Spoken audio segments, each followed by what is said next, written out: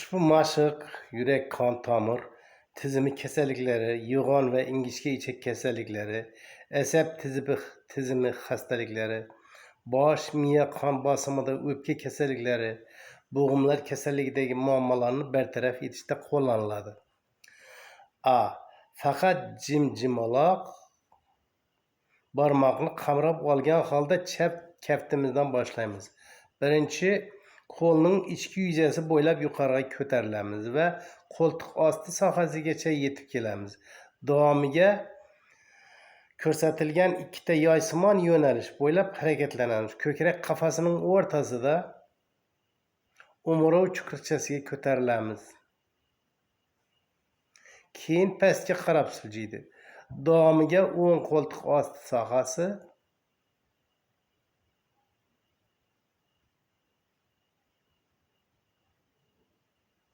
orqali o'ng qo'lning ichki yuzasi bo'ylab o'ng kaftimizgacha yetib kelamiz. Faqat jimjimaloq qamrab olamiz-da, xuddi shu yo'l bilan chap kaftimizga qaytamiz.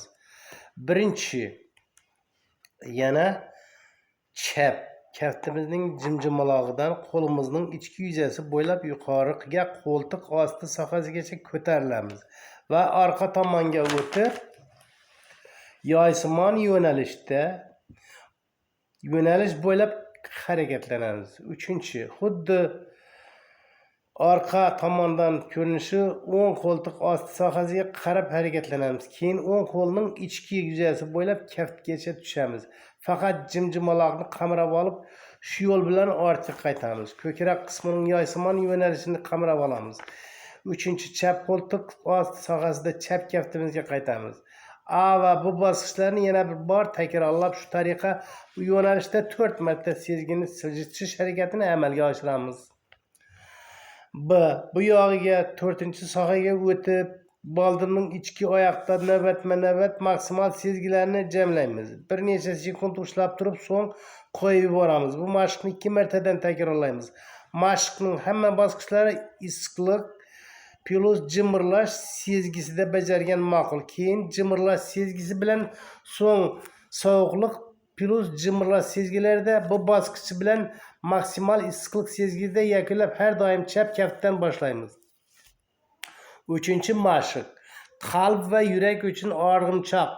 Ko'rsatma perikard yurak kasalligida va ko'krak sohasi a'zolari, nafas olish a'zolari, bronxit, pnevmoniya, bronxial astma, og'iz bo'shlig'i va burun halquma sohalarining shamollashida allergiya, ekzema, dermatit kelib chiqishi, turli xil qichishmalar, uch shoxli nervining yallig'lanishi, yuz asablari, nevritit, astenik va reaktiv holatlar. Mashqni ikkita jimjimaloq va uning yonidagi 4-yon barmoqni qamrab olgan holda chap kaftimizdan boshlaymiz. Chap qo'lning ichki yuzasi bo'ylab qo'ltiq osti sohasigacha ko'tarilamiz. So'ng yoysimon yo'nalish bo'ylab gavdaning o'rtasiga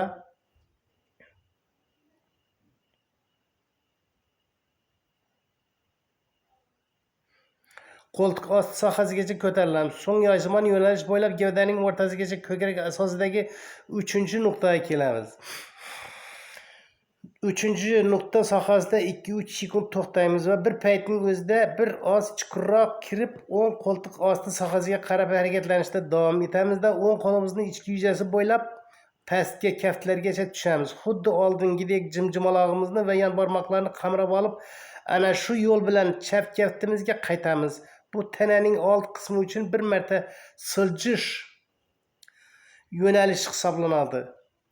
Mazkur harakatni to'xtab turgan vaqtingizni hisobga olmaganda taxminan 10 sekund ichida bajarishga harakat qiling. Mashqni shu tarzda endi chap kaftimizdan boshlaymiz. Yuqoriga qo'ltiq osti sohasiga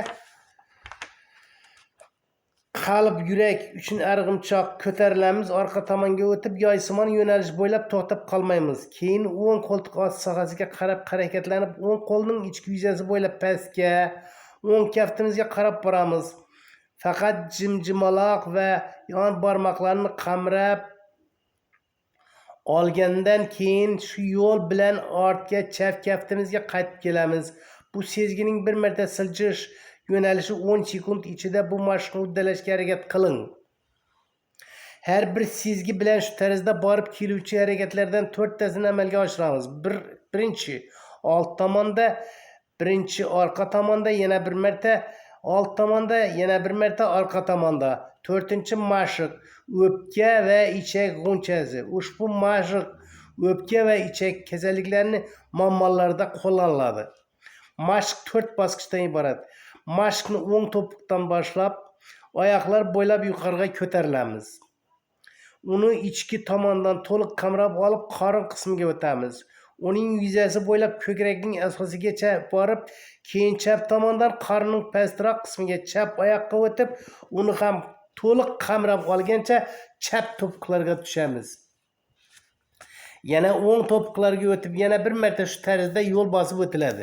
Bu asosiy variant, lekin chap to'piqlardan ko'krak asosiga qaytib kelish va o'ng to'piqlarga tushish mumkin. Chap to'piqlardan boshlash ham mumkin. Qo'llarga o'tamiz. Chap kaftimizdan birinchi qo'limiz bo'ylab yuqoriga ko'tarilamiz. Uni ichki tomondan qamrab olib, qo'ltiq osti sohasigacha kelamiz. Keyin yelka qismini chetlab o'tib, qo'ltiq osti sohasi orqali o'ng qo'lga uni ham to'liq qamrab olib, so'ng o'ng kaftimizga xuddi o'sha yo'l bilan chap kaftimizga qaytib kelamiz. Birinchi bu ko'krak sohasidagi gulbargga o'tamiz. O'ng yelkadan boshlab ichki tomondan ketma-ket va 2 marta sezgini siljitib o'tib, birinchi, ikkinchi, uchinchi, to'rtinchi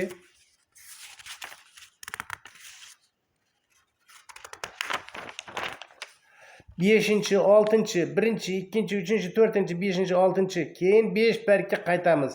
Sezgini maksimal holatda ushlab turib, maksimal darajagacha kuchaytirib, uni shu holatda qoldiramizda mashqning bu qismini tugatamiz.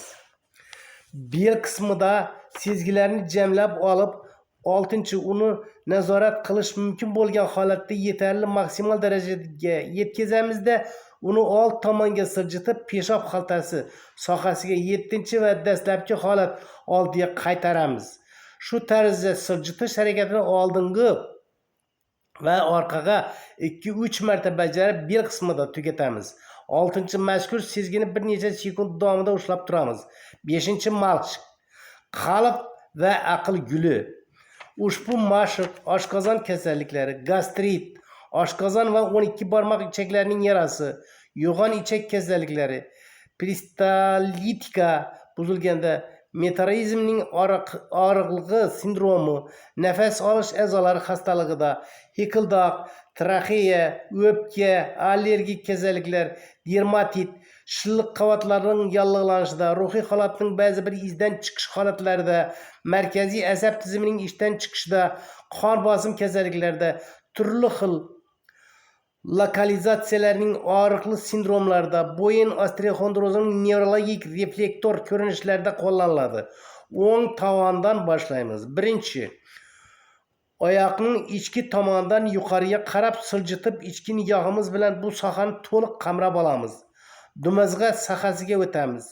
So'ng umurtqa bo'ylab ko'tarilib, uni ham to'liq qamrab olamiz, lekin sezgi doirasi tarayib boriladi. Bo'yin qismiga o'tib, so'ng boshning soch o'sadigan qismiga o'tiladi. Bu yerda sezgini chuqurlashtirmasdan terining yuzasi bo'ylab siljitamiz. 3-chi, ko'z sohasiga borib, 3-chi ozgina to'xtatiladi.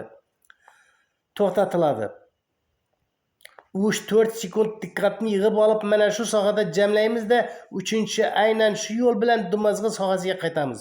2-chi chap oyoqqa o'tib, uning ichki tomonidan to'liq qamrab olamiz. Chap to'piqqa tushib, shu tarzda o'ng to'piqqa qaytamiz.